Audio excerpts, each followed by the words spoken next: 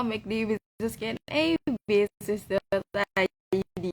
Bagaimana kabar teman-teman semuanya? Senang dan sehat dan siap berjalan dengan lancar. Kembali lagi kita di sesi Business Q&A Senin 13 Mei 2024 yang hari ini tentunya akan ditemani oleh Pak Baskoro Hadiah. So teman-teman, Business Q&A hari ini mengulang kembali Business Q&A di hari Jumat kemarin ya teman-teman, yang sempat tertunda dikarenakan adanya technical issues dari Instagram live-nya. Jadi kita akan ulang kembali materi pada malam hari ini bersama Pak Baskoro Hadi nih teman-teman semuanya. Teman-teman yang sudah bergabung boleh banget untuk drop nama dan domisilinya di kolom komentar supaya kita bisa saling kenalan dan absen nih teman-teman yang hadir hari ini dari mana aja. Yuk boleh di drop nama dan domisilinya atau drop nama bisnis dan domisilinya ya.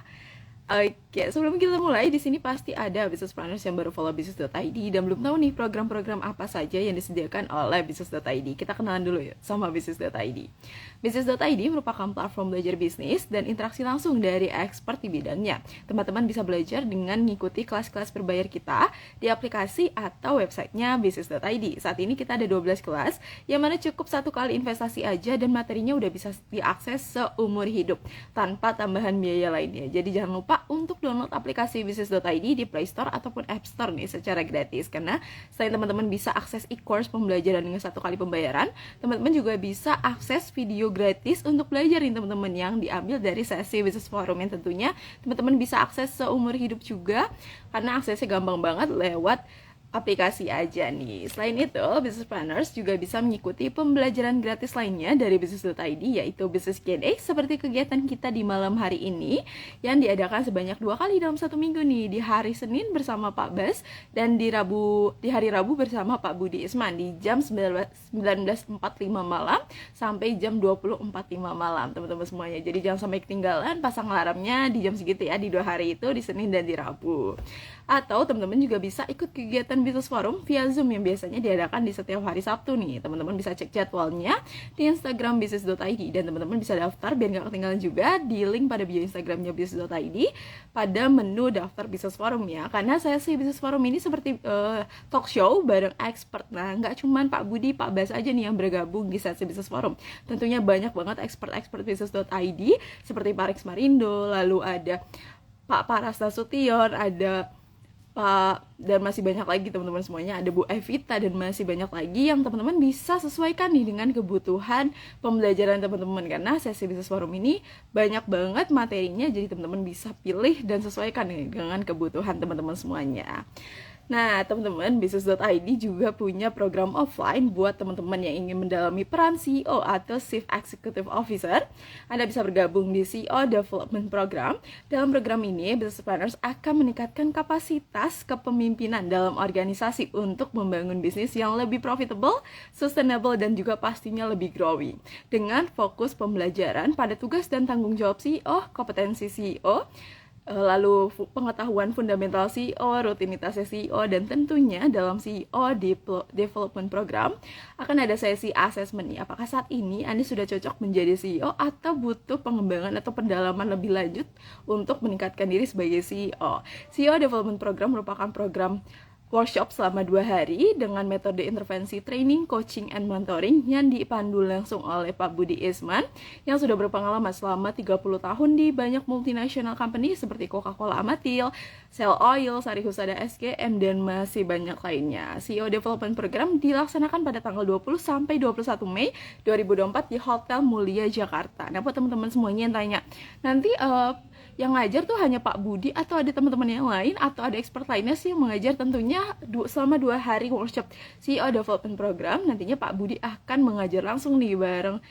sama teman-teman expert juga untuk berbagi insight, tapi secara full materi akan diajar langsung nih sama Pak Budi Isman. Tentunya teman-teman gak mau ketinggalan ya untuk belajar pengembangan diri bareng expert yang udah selama 30 tahun ini melalang buana di bidang bisnis, membangun bisnis, dan mengembangkan bisnis. Nah, teman-teman semuanya yang mau info lebih detailnya bisa langsung ke feed Instagramnya Business.id ataupun bisa langsung ke link pada bio Instagramnya Business.id, ada di menu CEO Development Program. Teman-teman bisa cek semua infonya, biayanya, materinya, detail fasilitasnya juga bisa teman-teman cek di link pada bio Instagramnya Business.id ya. Oke teman-teman semuanya, kita udah di 7446. Kita coba tunggu Pak Basnya untuk mengirimkan request nih ke room pada malam hari ini. Semoga tidak ada kendala seperti sebelumnya ya teman-teman semuanya. Kita harus berbagi nih, sharing nih, karena Pak Bas nih gatel banget untuk sharing ke teman-teman semuanya, karena tentunya sharing bareng teman-teman business planners ini sangat seru ya. Nantinya ada tanya jawab, ada diskusi juga, jadi teman-teman disiapin juga pertanyaan-pertanyaannya, karena malam hari ini kita punya topik menarik yaitu business persistency nih. Kita coba undang Pak Basnya untuk bergabung ya ke room pada malam hari ini. Oke, sebentar ya teman-teman, kita coba untuk bergabung.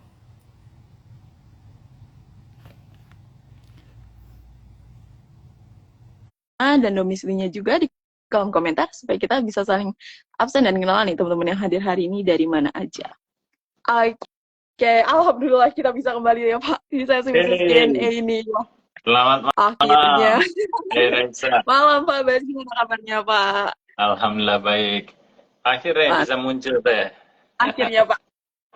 Kita akhirnya ketemu lagi di bisnis Q&A, nyapa teman-teman semuanya dan berbagi insight nih di hari ini. Kemarin sempat ada problem ya teman-teman, apalagi teman-teman yang nungguin sebenarnya kemarin, tapi karena ada problem jadi kita hentikan dulu bisnis Q&A-nya dan kita kembali lagi di hari Senin ini bareng Pak Bas yang tentunya punya topik menarik ya.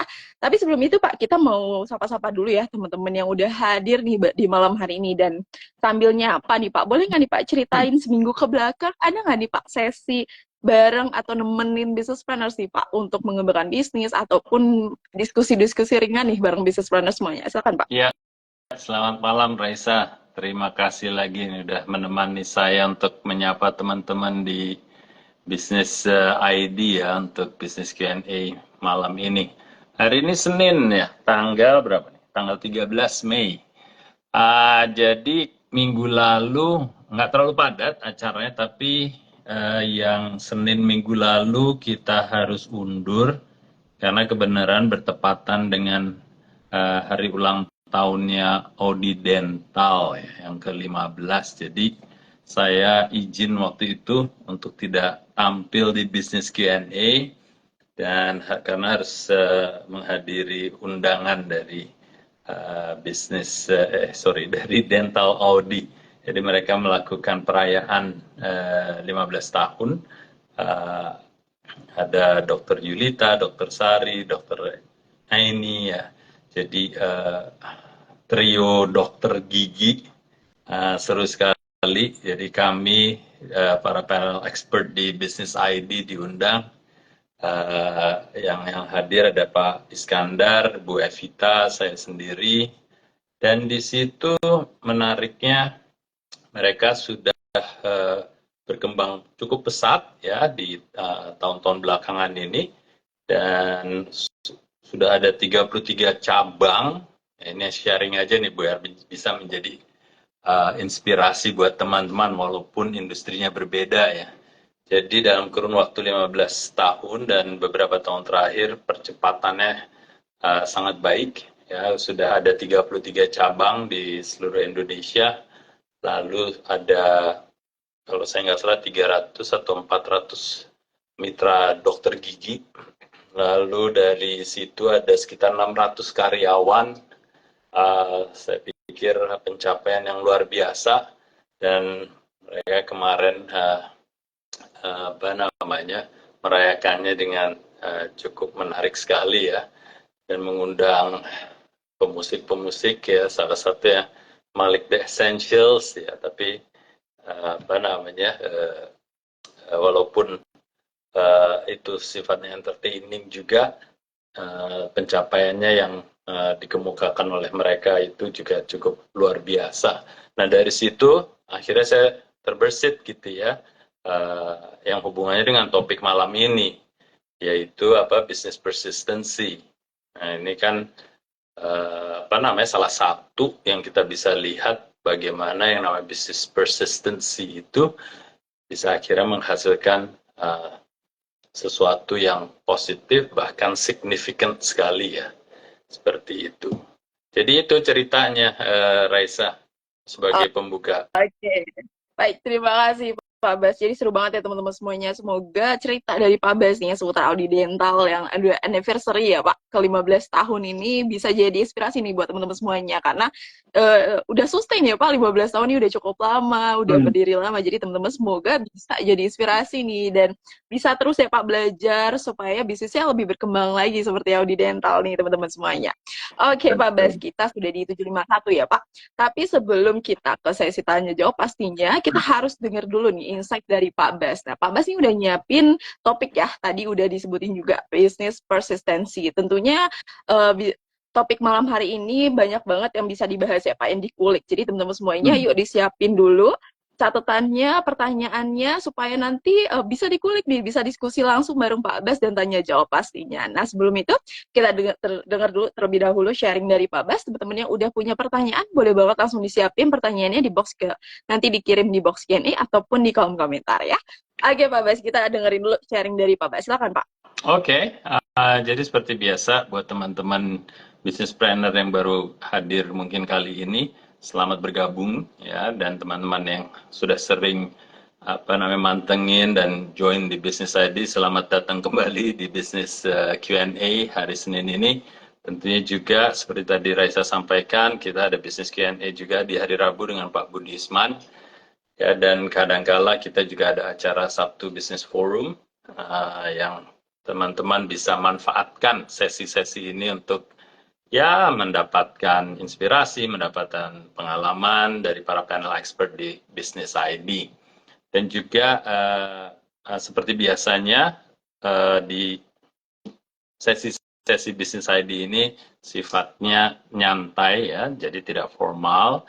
Kita usahakan setidak formal mungkin sehingga komunikasinya bisa jauh lebih cair dan harapannya juga bisa lebih dipahami buat teman-teman ya.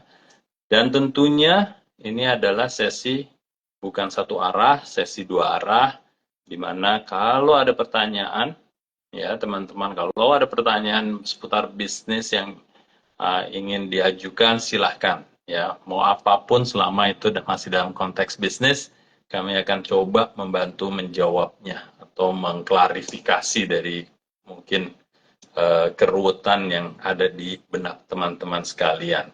Nah, malam ini seperti biasa saya akan buka dengan topik business persistency.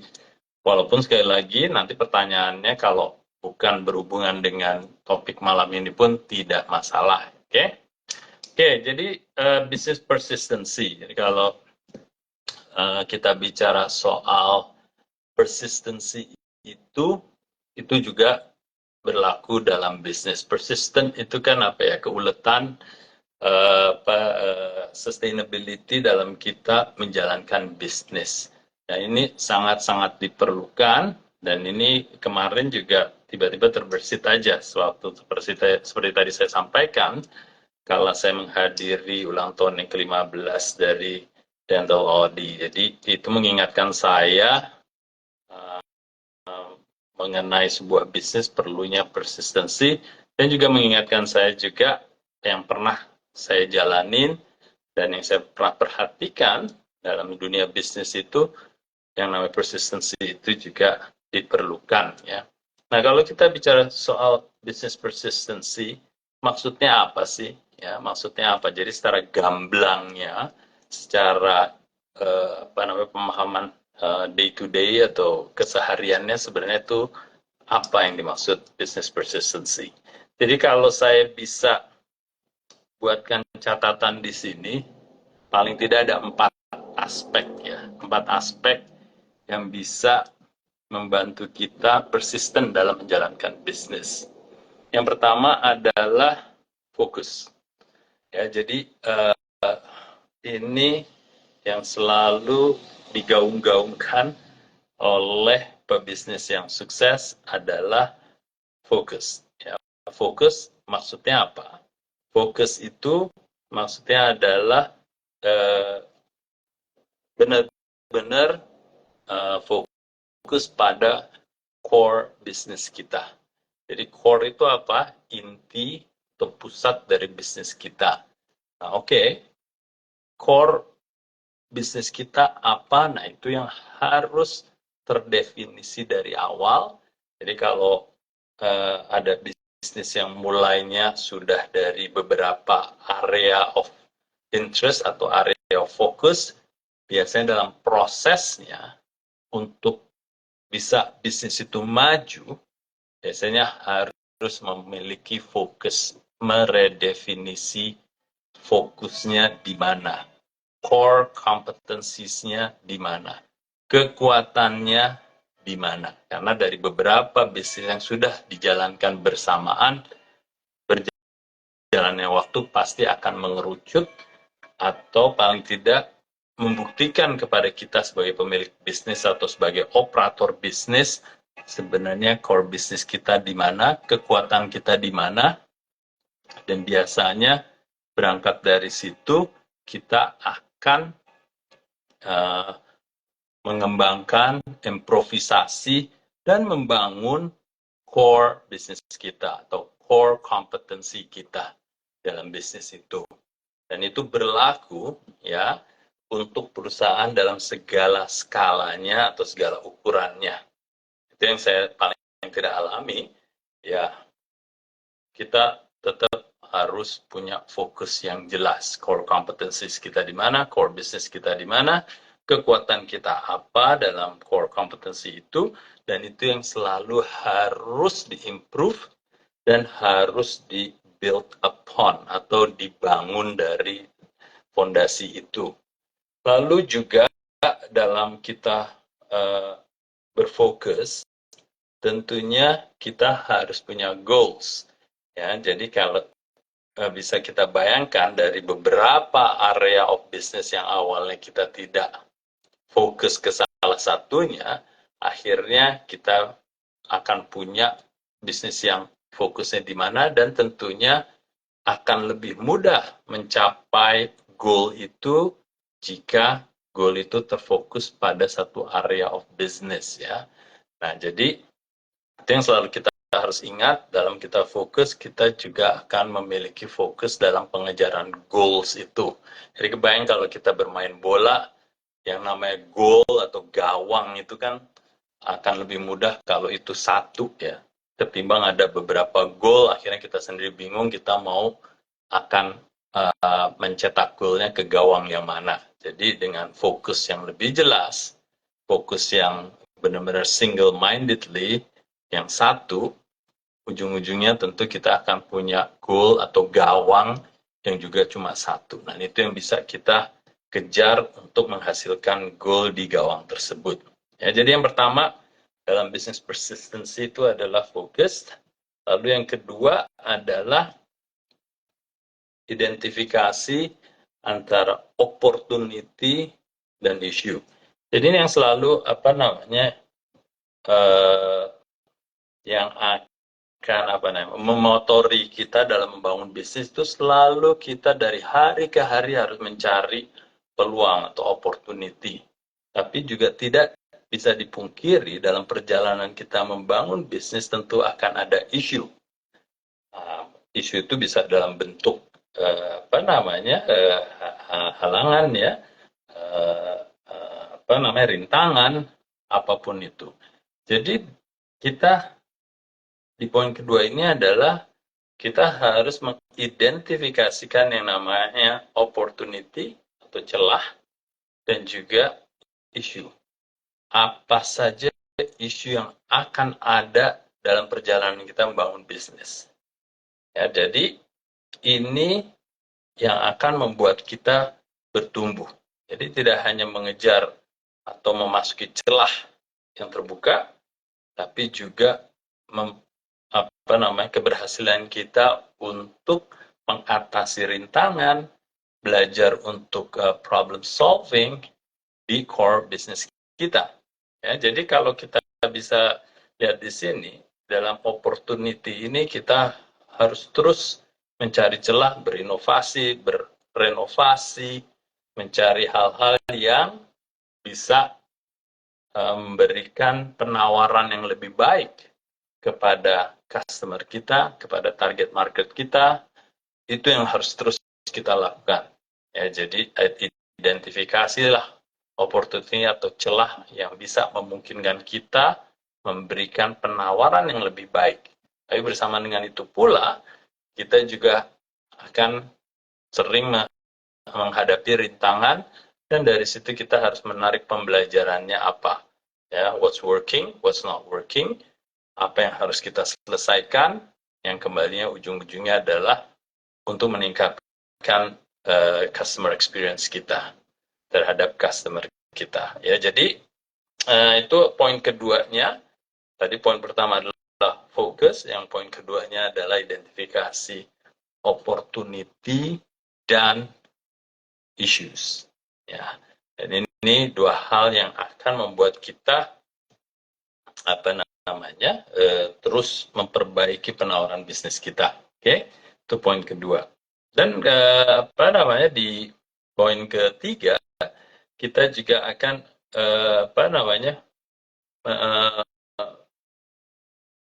mengalami istilahnya distraction. Nah, ini yang sesuatu kalau kita tanpa sadar, tentunya kita akan mudah terdistract atau get distracted atau tergoda. Contohnya apa? Contohnya adalah jikalau kita melihat kategori itu sudah berkembang dan melihat kategori tetangga kita bisa menikmati dan mengembangkan kategori tersebut, akhirnya kita tergoda untuk masuk ke kategori itu, yang mana itu adalah bukan area of our expertise atau area di mana kekuatan kita. Akhirnya kita terpecah. Ya, jadi mungkin saya bisa share pengalaman saya sewaktu di Anlin pada saat itu ya. Karena Anlin itu fokusnya adalah seputar kesehatan tulang. Akhirnya ada godaan untuk masuk ke area otot lah, area jantung lah, dan kesehatan orang dewasa lainnya. Nah, itu sempat waktu itu ada godaan ke situ, atau yang saya sebut tadi distraction. Nah, kalau kita tidak punya disiplin yang kuat untuk tetap pada core competencies kita, ya, core bisnis kita, akhirnya kita bisa dengan mudahnya tergoda untuk masuk ke area lainnya yang seakan terlihat indah sekali gitu ya, kayak biasa kan, rumput tetangga selalu lebih hijau perasaan kita kan. Nah, itu kita harus hati-hati. Jadi kalau kita perhatikan, ini hal yang seakan kecil ya, seakan remeh-temeh gitu kan. Tapi kalau kita tidak punya disiplin untuk kuat dengan fokus kita di area kompetensi kita, kita bisa dengan mudahnya tergerus ke arah area yang bukan menjadi kekuatan kita. Oke, lalu yang keempat tentunya adalah terus membangun tim kita untuk selalu menguatkan kekuatan kita. Ya, kadang-kadang satu hal yang suka kita terlupakan adalah in the business, yang menggerakkan itu adalah people. Dan people itu pun sebelum bisnis itu bisa dikembangkan, people dalam bisnis itu juga harus dikembangkan. Dikembangkannya pun berdasarkan area of expertise kita atau di jalur kekuatan kita. Nah, yang sering kita lihat adalah akhirnya bisnis itu berkembang, orang-orangnya yang menjadi expert di bidang itu juga semakin banyak dan semakin kuat, otomatis itu nanti akan berpengaruh balik secara positif terhadap pengembangan bisnisnya. Jadi faktor keempat adalah business persistency itu juga harus membangun tim sehingga menguatkan kekuatan bisnis itu yang akhirnya terus bisa berkembang, memberikan customer experience yang jauh lebih baik ya. Jadi itu 4 hal kalau saya bicara soal business persistency, paling tidak ada 4 hal yang pernah saya alami dan yang mungkin juga akan bisa membantu teman-teman dalam mengembangkan bisnis. Ya, jadi kalau kita dalam membangun bisnis, ingatlah 4 poin ini tadi. Jangan cepat-cepat kita istilahnya menyerah, tapi fokuslah di 4 area ini tadi sehingga kita akan terus kembali ke jalur pada bisnis kita yang benar gitu ya. Saya rasa itu aja sebagai pembuka, Raisa. Boleh kita mulai diskusinya atau mengambil pertanyaan dari teman-teman?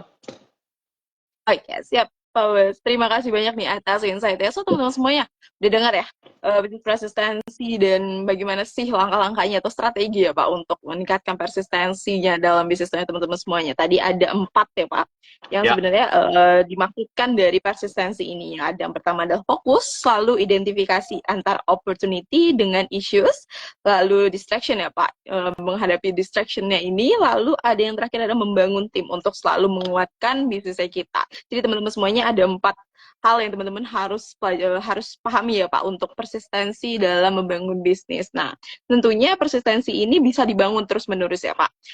Oke, sebelum ke business planners ya Pak, saya mau tanya dulu ya Pak. Sebenarnya persistensi ini ya Pak harus dikembangkan juga ya Pak oleh CEO-nya atau menerapkan persistensi tersebut dalam mengembangkan budaya dalam cara kerjanya. Nah, bagaimana sih Pak seorang CEO nih Pak menerapkan atau mengembangkan sikap persistensinya ini dan untuk disebarkan, dikomunikasikan ke tim nih Pak?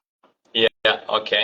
Pertanyaannya bagus sekali, Raisa. Jadi, yang namanya business persistency ini kan sebenarnya semacam kayak mindset ya.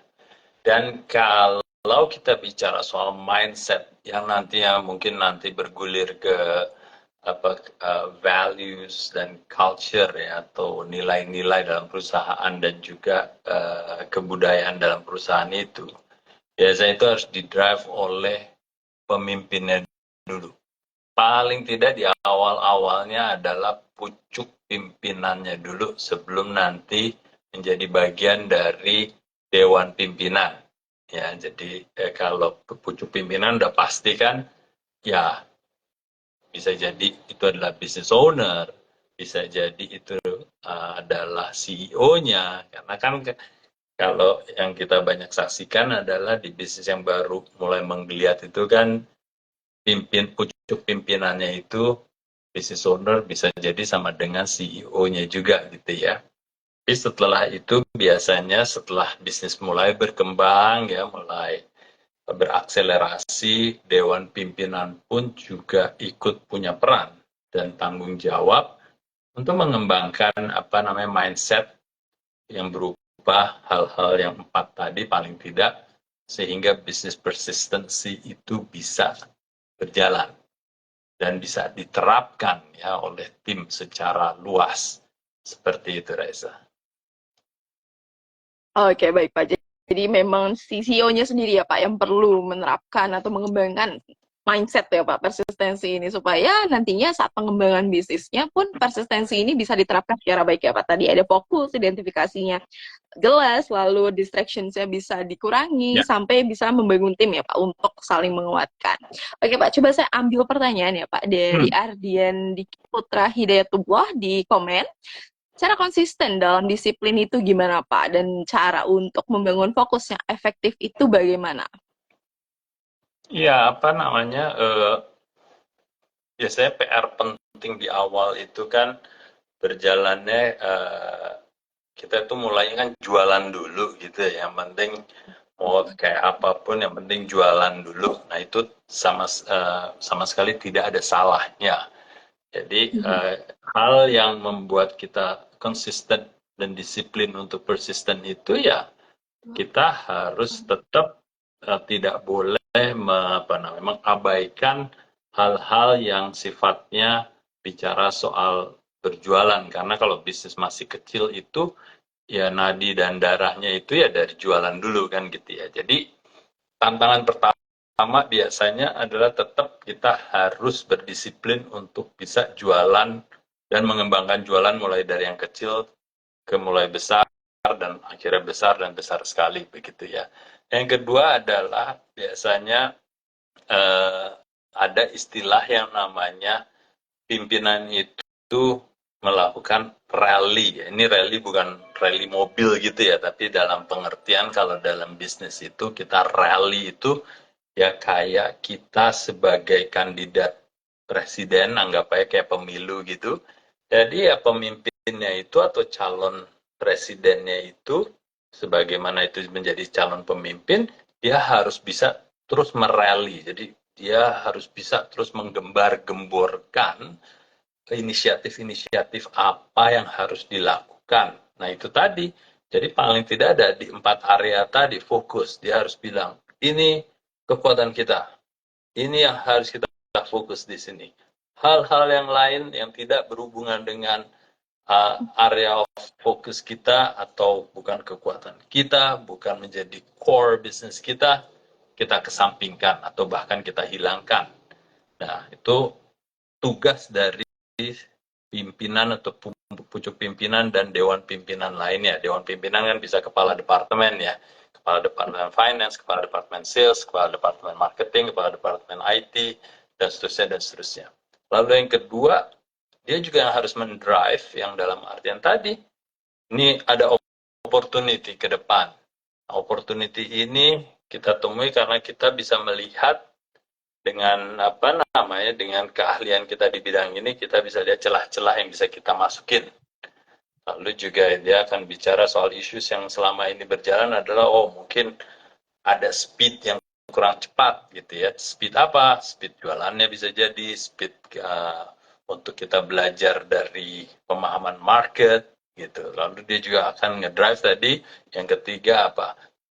Ingat lagi ya, kita jangan sampai terdistraksi ya, jangan sampai tergoda untuk melakukan inisiatif-inisiatif yang tidak ada hubungannya dengan strategi besar kita untuk pembangunan core bisnis kita. Gitu. Terus yang keempat tentunya itu tadi, ayo tim, kita harus saling mengembangkan diri ya. Dan mungkin itu bisa jadi dari on the job training, bisa jadi dari mentoring atasan-atasannya. Pokoknya dalam segala bentuk program pengembangan itu terus dilakukan buat tim-timnya yang ada di organisasi itu. Ya, jadi disiplin-disiplin seperti itu yang benar-benar akan membuat kita secara tim keseluruhan bisa persisten dan konsisten dalam menerapkan hal-hal yang terpenting dalam pengembangan bisnis ini. Oke, thank you Pak Bas atas jawabannya. Semoga bisa membantu nih untuk jawabannya dari Pak Ardian tadi ya. Oke Pak, tadi kan ada bahas juga ya Pak seputar konsisten ya. Yang sebenarnya nggak jauh-jauh beda sama persisten yang lebih mendalam ya Pak untuk terus-terus melakukan atau sustain ya Pak. Nah sebenarnya kan ini jatuhnya seperti dua kata kunci ya Pak, antara konsisten dengan persistensi. Yang jadi sering jadi pembahasan teman-teman malah milih lebih konsisten ketimbang persistensi. Nah dalam bisnis Pak, menurut Pak Bas nih, mana sih Pak yang perlu kita utamakan nih? Karena masih banyak teman-teman yang lebih menggunakan konsistensi ya Pak untuk mengembangkan bisnis, menjalankan bisnis ketimbang persistensi yang teman-teman masih sebelah mata nih Pak untuk melihat atau menggunakan mindset persistensi. Karena teman-teman lebih milih fokus atau konsisten nih untuk jualan dan lainnya nih Pak yang memang seragam dengan konsisten. Bagaimana menurut Pak Bas? Ya, kalau saya rasa keduanya harus berjalan beriringan ya. Jadi bukan ini pilihan kita mau konsisten atau persisten gitu ya. Jadi dua-duanya tetap diperlukan gitu ya. Kalau kita bicara soal persisten itu kan ya dalam bahasa Indonesia mungkin terjemahan yang paling dekat itu kan keuletan ya. Persistent ya, determinasi untuk melakukan sesuatu. Ya, jadi keuletan itu diperlukan karena kalau kita bicara hanya konsisten itu kan sesuatu yang sudah kita definisikan. Sementara kalau kita baru lagi belajar, kita perlu keuletan gitu. Kadang-kadang kita menemukan formula khusus yang kita anggap tadi ya benar gitu ya, kita lakukan itu dengan konsisten, tapi ternyata masih belum tepat dan perlu yang namanya perbaikan. Berarti kan formulanya diperbaiki atau diperbaharui atau bahkan dirubah.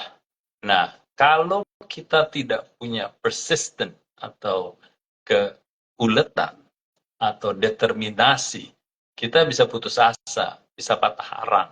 Nah, jadi makanya saya bilang konsistensi penting, melakukan sesuatu yang didefinisikan, yang diidentifikasikan, kita lakukan dengan konsisten, berulang-ulang, tapi juga dikala kita menemukan suatu pembelajaran yang memerlukan perbaikan atau bahkan mengganti kebiasaan, harus ada yang namanya keuletan atau persistence itu. Jadi kalau saya melihatnya ya, ini teman-teman bisa boleh berbeda pandangan, silahkan, nggak masalah.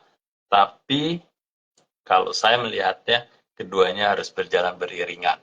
Seperti itu. Oke, baik. Baik Pak, jadi buat teman-teman semuanya mungkin ya Pak, yang lagi mendahulukan ya Pak antara persistensi ataupun konsistensi nih ya, bisa dipakai ya Pak, berjalan seiringan nih supaya antara konsistensi dan persistensi ini menjembati juga ya Pak.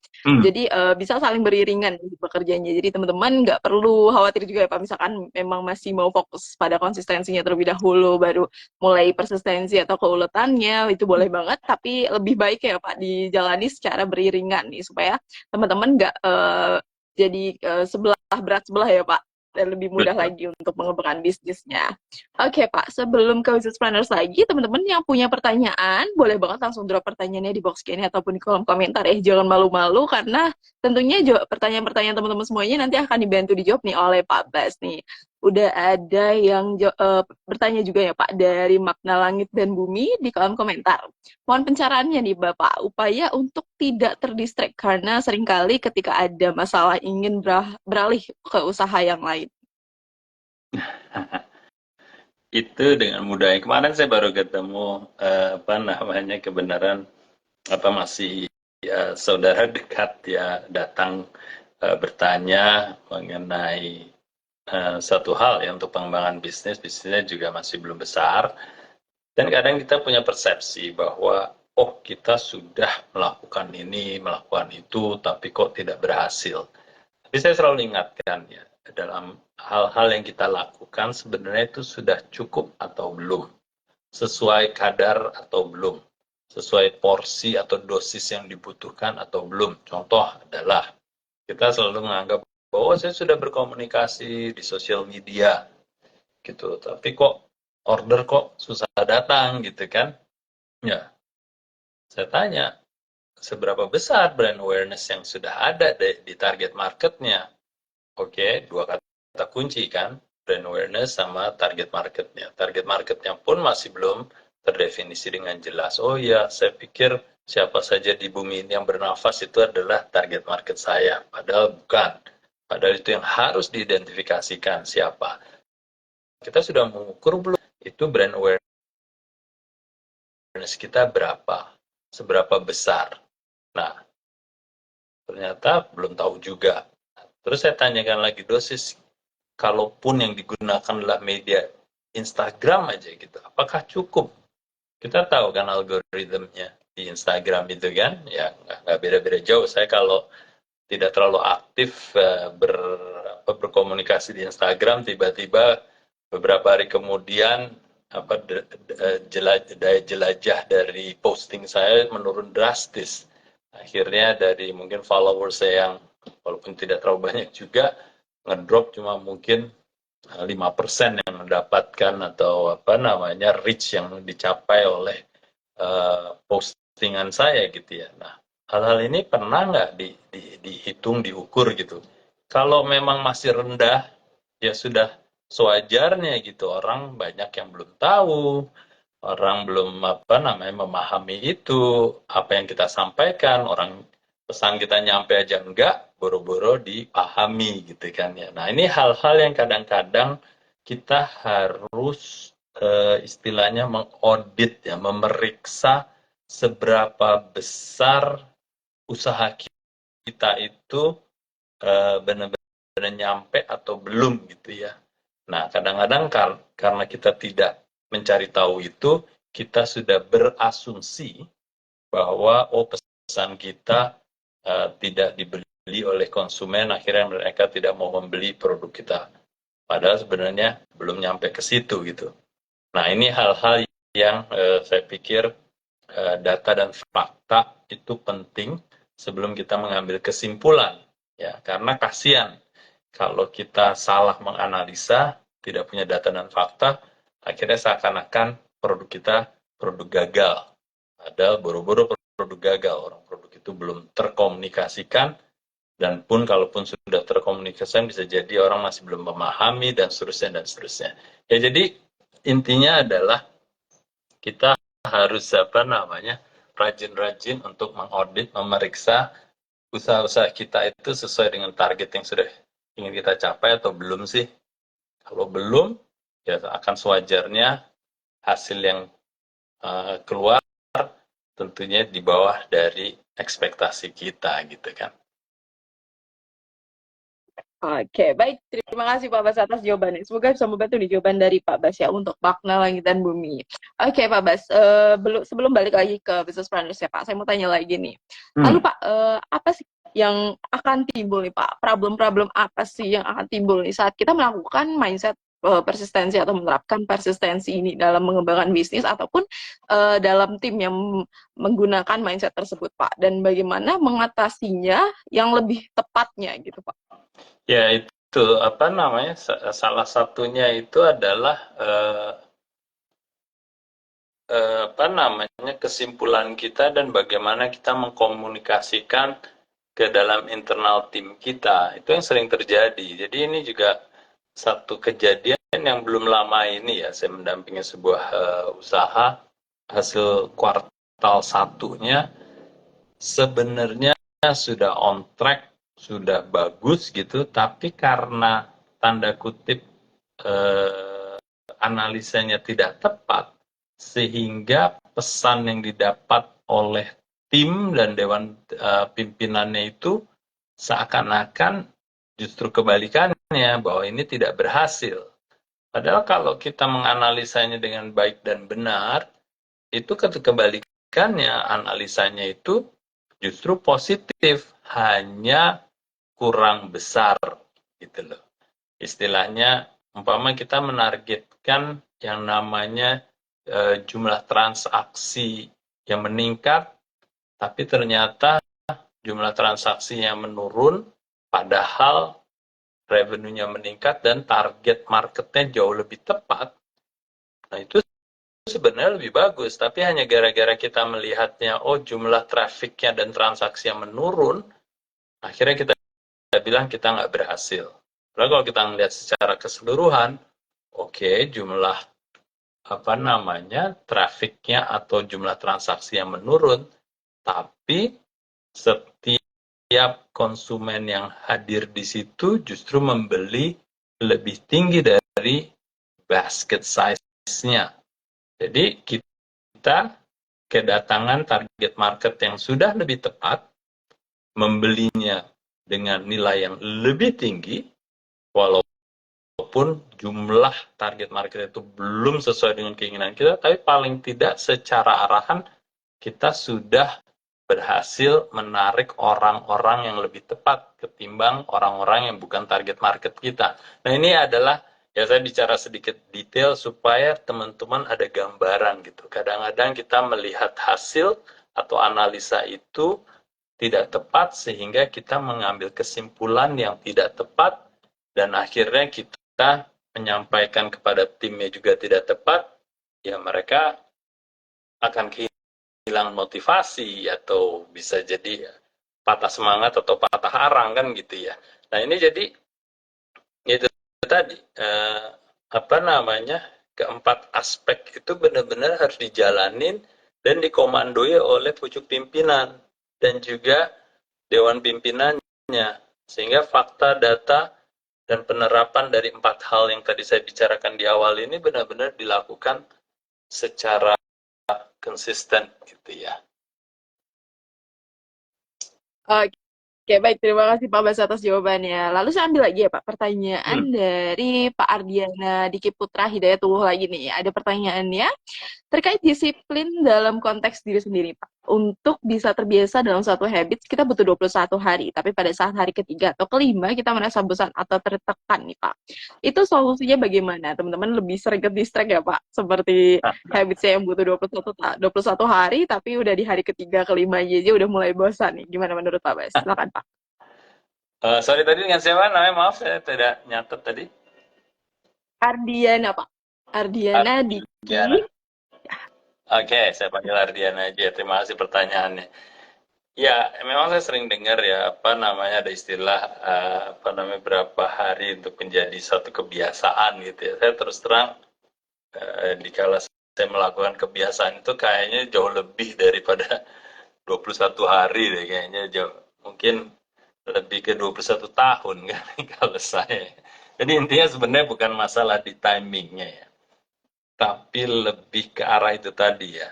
Bagus sekali dari the point soal persistency dan consistency. Jadi consistency itu harus dilakukan ya dengan disiplin yang tinggi gitu. Kalau saya rasa sih even 21 hari itu nggak cukup gitu. Kalau saya atau kami yang melakukan itu di multinasional itu lebih dari itu gitu. Karena program itu kita set programnya 3 bulan, programnya 6 bulan, bahkan setelah itu berulang lagi gitu ya. Jadi bisa dibilang bahwa yang penting kalau saya pikir adalah kita men-set suatu plan, apapun itu ya, itu benar-benar harus dimonitor dan dievaluasi sebelum jatuh di akhir periode, berapapun lamanya itu, mau 3 bulan, 6 bulan. Jadi dalam melakukan monitoring di perjalanan proyek itu, ya kalau contohnya tadi proyek 3 bulan atau 6 bulan, setiap minggu itu ada evaluasi dan monitoring, dan itu tadi yang saya sampaikan di awal, harus ada rally. Rally itu apa? Jadi kita memonitor, menyemangati. Memonitor, menyemangati. Kalau ada pencapaian yang bagus, celebrate small wins. Ya, rayakan kemenangan-kemenangan kecil. Ya, win the apa namanya, the battle before winning the war. Kita menangkan setiap apa namanya pertempuran sebelum memenangkan peperangan itu secara holistiknya. Ya jadi kalau saya boleh kasih usul ya itu, kita harus melakukan evaluation dan monitoring bukan sesering mungkin ya, tapi seregular mungkin dalam perjalanannya, mau itu berapa hari, dan yang itu yang memungkinkan kita untuk membantu tim kita memahami bahwa mereka on track atau tidak. Kalau tidak on track, kita bantu mereka kembali on track. Kalau ada pencapaian yang bagus, kita celebrate that small wins. Dan itu yang akan biasanya ya, pengalaman saya, yang membantu orang tidak bosan gitu. Orang tidak patah semangat. Yang tadi udah mulai motivasinya menurun, wah dirally lagi. Ayo. Anda sudah bagus. Maju terus, langkah Anda sudah benar. Cuma kepleset dikit. Ayo kita melangkah lagi untuk lebih jauh lagi. Jadi itu fungsi dari Dewan Pimpinan dan pucuk pimpinan untuk terus memonitor, evaluasi, memberi semangat, ya, merayakan small wins, dan itu biasanya membantu ya supaya orang tidak bosan. Yes. Oke, baik, terima kasih Pak Bas atas jawabannya. Semoga bisa membantu nih jawaban dari Pak Bas ya untuk Pak Ardiana. Oke, Pak Bas. Kalau tadi udah seputar bagaimana bagaimana memerangi distract-nya dalam persistensi, lalu bagaimana strateginya lah Pak. Lalu bagaimana nih Pak penerapan atau gambaran penerapan persistensi nih Pak di dalam perusahaan-perusahaan besar yang mungkin Pak Bas pernah bantu pembangunannya atau saat sudah pernah masuk nih Pak untuk ikut membangun juga. Ya, apa namanya, itu tadi, jadi kalau yang saya kasih contoh itu, dikala kita sudah tanda kutip menang gitu ya, di hari kita menjadi market leader atau pemimpin pasar di kategori itu, Itu biasanya mulai tuh datang godaan-godaan tuh, ayo gimana kalau kita melakukan hal yang ya apa namanya yang beda-beda sedikit gitu ya. Dan itu benar-benar kejadian gitu. Saya pernah melakukan itu. Ya nggak bedanya tanda kutip orang kalau udah istilahnya mungkin gampangnya kalau udah kebanyakan duit gitu ya. Kebanyakan duit mau ngapain lagi, udah bisa ini bisa itu, akhirnya spending terhadap sesuatu yang tidak dibutuhkan. Udah mulai tanda kutip melenceng-melenceng lah, spending yang nggak dibutuhkan di spend. Dan ini analoginya mirip. Jadi, jikalau kita sudah memenangi sebuah apa war ya, atau peperangan gitu ya, akhirnya kita menjadi apa namanya gamang sendiri gitu ya. Karena saya berpendapat seperti yang juga dikemukakan oleh siapa namanya bos besarnya si Google itu ya. Our own enemy is ourselves sebenarnya. Jadi musuh terbesar kita adalah diri kita sendiri sebenarnya. Bukan pesaing, bukan siapapun itu, tapi diri kita sendiri. Jadi dikala kita sudah apa namanya merasa menang, kadang-kadang kalau kita tidak punya self control atau paling tidak ada yang mengontrol kita, itu bisa melenceng. Nah, jadi waktu itu saya hampir seperti itu juga ya di dalam satu bisnis yang saya bangun pada saat itu. Tapi alhamdulillah ada serangan dari pemain di kategori itu. Istilahnya saya sudah meninggalkan area of expertise saya, ingin berkelana melakukan sesuatu yang berbeda. Akhirnya core bisnis saya diserang, dan itu yang ya saya bersyukur karena ada serangan itu, jadi akhirnya saya sadar diri gitu ya, sadar diri, oh saya harus kembali ke benteng saya harus kembali untuk mempertahankan apa namanya kekuatan saya. Dan itu kejadiannya nyata gitu ya, dan saya justru bersyukur karena ada serangan ya, kita ninggalin benteng kita, orang menyerang benteng kita, akhirnya saya secara otomatis bersama tim tentunya mempertahankan benteng itu, dan diingatkan seakan-akan bahwa bangun lagi nih kekuatan kita, jagain dan bangun terus kekuatan kita, jangan apa ngelantur kemana-mana. Jadi itu mungkin apa namanya contoh di mana kadang-kadang kita sebagai bisnis besar atau bisnis yang kita merasa sudah berhasil, kitanya istilahnya hilang fokus gitu ya, hilang fokus. Nah itu moga-moga teman-teman jangan sampai seperti itu gitu ya. Ya, gitu Pak. Nah, buat teman-teman semuanya, insight dari Pak Bas yang tersebut ya Pak, seputar penerapan ya. Persistensi ini teman-teman bisa ambil langkahnya ya Pak. Jangan sampai fokusnya pada core bisnis ini hilang arah ya Pak. Seperti tadi Pak Bas juga udah sampaikan, fokusnya pada core bisnis, yang lainnya bisa dikesampingkan. Jadi teman-teman jangan sampai kejadian Pak Bas ya Pak, udah kena tag baru sadar nih untuk perbaiki. Jadi teman-teman jangan sampai seperti itu dan bisa terus fokus nih pada core bisnisnya teman-teman semuanya. Oke Pak Bas. Dan Lalu Pak, untungnya kan tadi Raisa kan kan bagaimana? giliran Yes, diserang boleh itu Pak. nggak pingsan atau nggak mati gitu, cuma dicoel doang gitu. Kalau teman-teman lebih kayaknya keserangan dari diri sendiri ya Pak. Ngelihat yang lain lebih oke, ngelihat lebih lain lebih mulus, teman-teman jadi mau cobain ya Pak. Dan jadi yang satunya yang bisnis utamanya, core bisnisnya jadi gampang sendiri ya Pak. Dan Betul. berhasilnya malah exit ya, jadi runtuh nih. Jadi teman-teman jangan sampai kejadian seperti itu ya. Oke, Pak Bas. Tadi kan penerapan ya, Pak. Penerapannya dalam perusahaan-perusahaan besar dan bagaimana sih ada kejadian-kejadian tech-nya ya, Pak, seperti itu. Nah, lalu apa sih, Pak, yang menjadi ciri khas untuk perusahaan nih, Pak, yang memiliki tingkat persistensi yang tinggi? Perusahaan gimana pertanyaannya? Uh, yang menjadi ciri khas nih, Pak, buat perusahaan yang punya persistensinya ini yang bagus, yang tinggi, yang kuat nih, Pak. Ciri khasnya nih dari perusahaan tersebut apa sih, Pak? Ciri khas dari perusahaan yang persistensinya tinggi. Jadi kalau pengalaman saya, persistensi itu ya dibangun dari pembelajaran itu tadi. Jadi betapa keuletan, determinasi itu tetap harus di apa namanya dikuatkan gitu ya. Dan ini biasanya memang pembelajarannya ada yang the hard way ya, dengan cara yang benar-benar sulit, atau dengan cara yang soft way gitu ya. Kalau soft way mungkin yaitu melakukannya meleset-meleset dikit akhirnya kembali. Tapi ada yang the hard way ya mirip kayak saya. Jadi melakukan sesuatu yang sudah apa namanya sudah happy, keuletannya pikir udah cukup gitu, tiba-tiba terserang, akhirnya harus kembali lagi mempertahankan itu, tentu membangkitkan keuletan tadi itu, persistency tadi.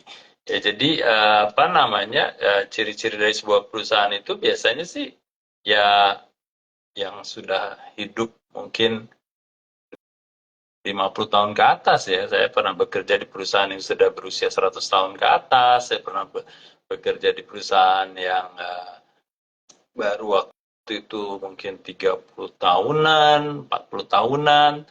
Dan ya itu karena budaya di perusahaan itu dan mindsetnya soal persistency sudah terbangun, akhirnya siapapun yang join di perusahaan itu ketularan gitu ya untuk selalu ulet ya.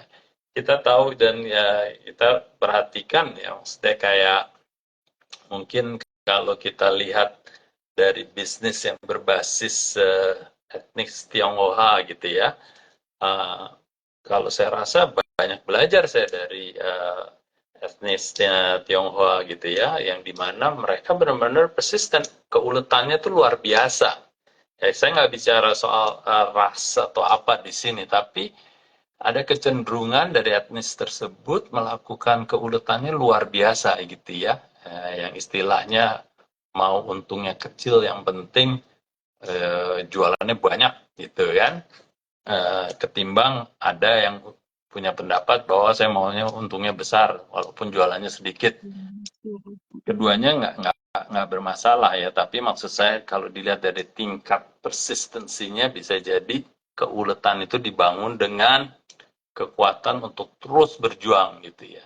Nah, jadi kalau ditanya ciri-cirinya apa ya, sebenarnya ya tanda-tanda perusahaan itu yang sudah hidup di atas mungkin 30, 40, 50 tahun gitu. Raisa. Oke, baik Pak. Jadi sustainability-nya ya Pak yang bisa dilihat nih menjadi ciri khas Hmm. sebuah perusahaan ini punya konsistensi yang tinggi, yang kuat, yang mantap ya Pak. Jadi teman-teman bisa diterapkan ya tadi Pak strategi ataupun langkah-langkah yang udah Pak Bas sampaikan ya Hmm. terkait persistensi nih yang bisa teman-teman pakai untuk membangun atau mengembangkan bisnis. Oke Pak, kita coba buka pertanyaan tapi agak di luar dari topik malam hari ini dari Roy Wijaya Kusuma di box Q&A. Selamat malam Pak Bas, bagaimana cara buat value creation ketika fiturnya tidak bisa dibedakan dengan brand lainnya, besar dan murah?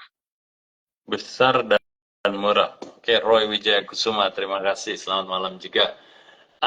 Bagaimana caranya Ardiana? Boleh kembali lagi tadi, Raisa, dari Roy. Oke. Jadi Oke Pak, bagaimana sudah? cara buat value creation ketika fiturnya tidak bisa dibedakan dengan brand lain, besar dan murah? Justru itu, Roy. Jadi kalau kita belajar dari value creation, intinya kan kita membangun tuh tahapannya dari fitur, benefit, sampai motivasi tertinggi kan ya, sederhananya gitu ya. Nah, dari setiap apa tahapan, mau itu fitur, sampai dengan benefit, sampai dengan nanti motivasi, itu harus unik dan relevan.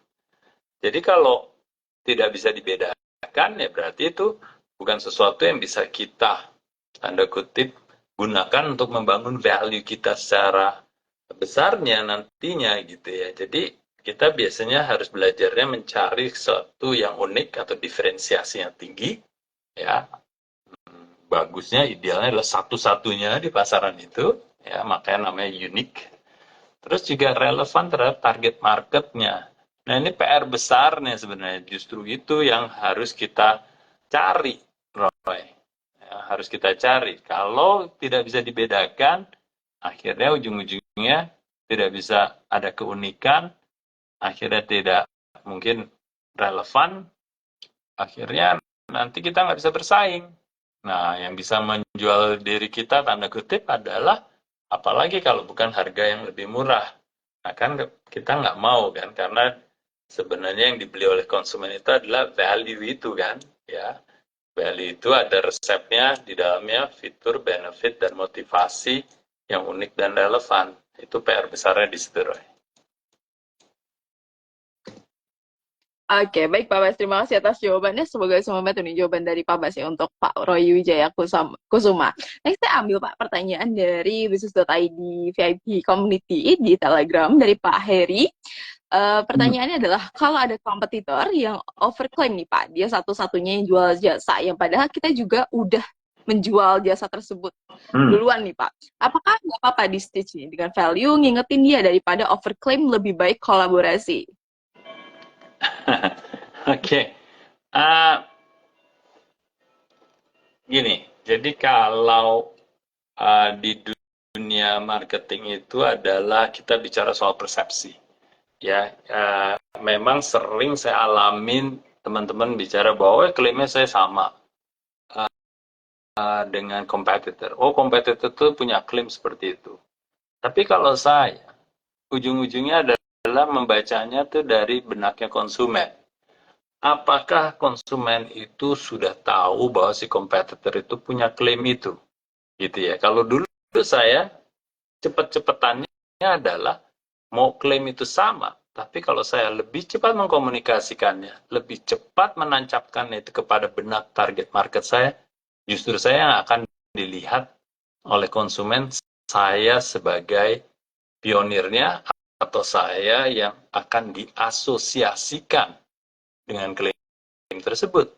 Gitu ya. Jadi permainannya adalah bukan masalah siapa punya klaim apa, tapi siapa punya klaim apa dan seberapa cepat dan seberapa duluan dia bisa nancep di benaknya konsumen. Karena kalau konsumen sudah dapat apa namanya pesannya dari Harry, maka tadi duluan dia akan mengasosiasikan pesan itu terhadap brand head.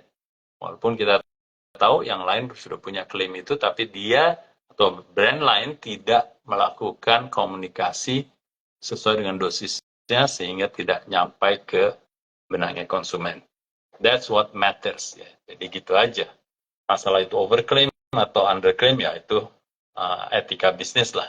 Tapi ujung-ujungnya apapun yang mau diklaim kita harus duluan nancepin itu ke benak konsumen. Oke, baik, baik Pak. Jadi dalam bisnis duluan ya Pak, yang nantinya diklaim sama sama customer ya Pak. Jadi lebih yang mana nih duluan yang muncul ya Pak. Jadi yang lebih dulu dipahami dan dapat Hmm. diterima oleh customer ya. Oke, semoga bisa membantu nih jawaban dari Pak Bas ya untuk Pak Heri, dan semoga beliau nonton juga di sesi bisnis Q&A pada malam hari ini. Oke Pak, kita sudah di 8.43 malam, 8.44 lebih tepatnya. Kita sudah sampai di penghujung dari sesi bisnis Q&A pada malam hari ini, tapi sebelum kita tutup pastinya harus ada pesan penutup dulu dari Pak Bas nih, dan supaya teman-teman semuanya bisa mengembangkan bisnis juga bisa menerapkan ya Pak mindset konsistensi nih buat teman-teman semuanya. Silakan Pak Bas. Yes, terima kasih Reza. Terima kasih teman-teman yang sudah join ya. Tanpa terasa sudah hampir 1 jam ya kita ngobrol. Tapi juga tanpa terasa kemarin ini beberapa kali kita tertunda pertemuannya di hari Senin Business Q&A ini. Tapi saya terus terang senang kembali melihat antusias teman-teman yang terus hadir di sini. Dan saya mungkin ya ingatkanlah buat teman-teman, gunakan kesempatan ini untuk mampir terus di bisnis.id supaya ya paling tidak dapat pencerahan, dapat inspirasi dan lain sebagainya. Dan khususnya untuk malam ini kita bicara soal business persistency. Ini sesuatu yang saya pikir sudah harus ditanamkan paling tidak dari sisi mindset. Dan pesan ini dikhususkan untuk para business owner, para pimpinan perusahaan, mau CEO atau presidir atau apapun disebutnya, ini harus mulai ditanamkan. Dan tidak hanya ditanamkan, tapi juga diterapkan. Ada 4 hal tadi, focus on your core business, lalu juga selalu identifikasi opportunity dan issues, belajar dari situ terus untuk tujuannya meningkatkan business offering Anda. Terus yang ketiga adalah jangan sampai terdistraksi atau get distracted ya terhadap godaan-godaan itu. Dan yang terakhir, yang keempat adalah build your team's capability untuk menguatkan bisnis ini. Ya, jadi kalau ada 4 hal itu saja, business owner, business leader mulai menerapkan, semoga bisnis saya bisa terus berkembang. Itu saja dari saya, terima kasih, sampai ketemu lagi, insya Allah minggu depan.